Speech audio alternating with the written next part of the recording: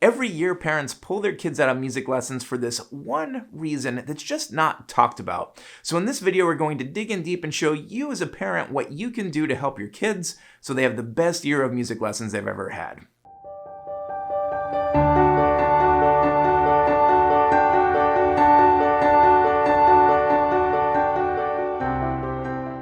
Whenever we learn any new skill, our enthusiasm looks something like this. We start with a high point. This is new, this is exciting, we're putting time in every day. This is gonna be amazing. And then inevitably, we have a low point. This is where things are harder than we thought it was going to be. It's a little harder to get motivated. It's not as new and shiny anymore. But if we push through this, we see the results of our work, and then we reach another high point. Things are exciting again. And then that's followed by another low point. And this is just how it goes. It's like a roller coaster.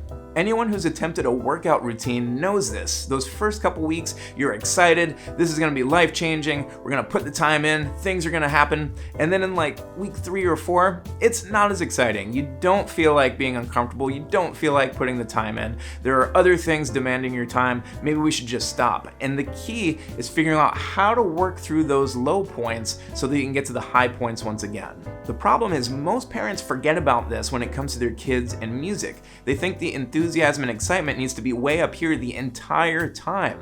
So inevitably, when they hit one of these low points, they think something's wrong, and then that's when mom and dad decide to pull the plug on lessons. And the sad part is we never get to find out what could have happened had we pushed through that low point.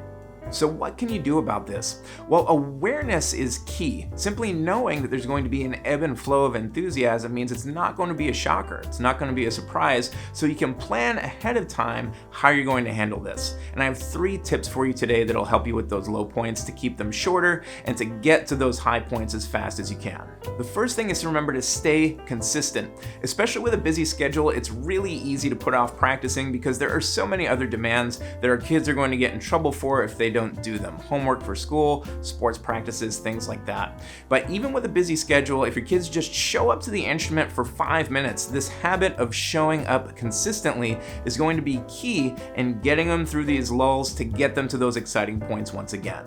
The second tip is to just try something different. Change the time that your kids practice each day. You could change the order of things that they practice.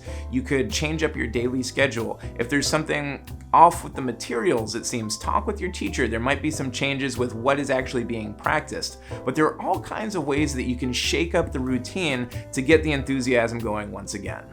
The third tip, and this is more for you parents to keep you inspired, is to remember that this is a life skill we're developing in our kids. This ability to handle the lows, to push through to get to the other side, is going to make such a difference in their schooling, in their career, in their relationships. The list goes on. And when you compare this to their other activities, they're not really allowed to have this opportunity to push through the difficult parts. Yes, they do have difficulties and challenges with school, with sports, and other activities, but there's a pretty severe accountability system there. They're not really allowed to just not do homework or not show up at school, or else there are severe consequences. So this music experience, this handling the ebb and flow of enthusiasm, is giving them the opportunity to push through and build a skill when they're not being graded, they're not being watched, and it's really for their own personal development. So that when they inevitably encounter this in other areas of their lives, whether it's, working out, their health, whether it's school, whether it's building their career, when they reach these inevitable low points, they'll know exactly what to do because you stuck with music lessons and they've had all of this practice handling it for years and years. So the next time your kids are having trouble with music lessons, remember, this is normal. And not only is it normal, but it's an opportunity to teach them something that's going to last them for the rest of their lives.